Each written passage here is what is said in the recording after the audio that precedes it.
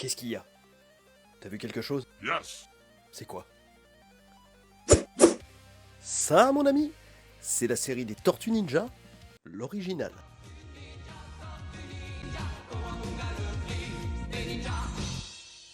Alors là, mon cousin, je vais te parler avec le cœur.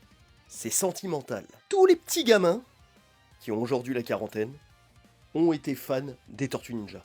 Celui qui n'a pas été fan n'a pas eu d'enfance heureuse.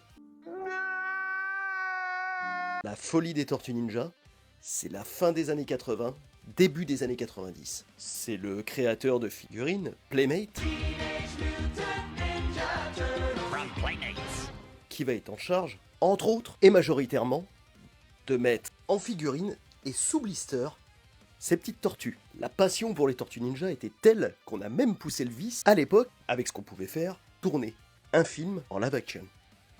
Quelqu'un a-t-il une idée de qui ou quoi qu'est-ce?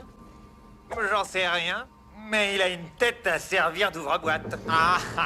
Alors je crois qu'on l'a bien compris, pour ceux qui ne l'ont pas vécu, les Tortues Ninja c'était pas rien à l'époque. C'était tellement pas rien que les figurines ça suffisait pas. Tout était bon pour faire un produit sur les Tortues Ninja.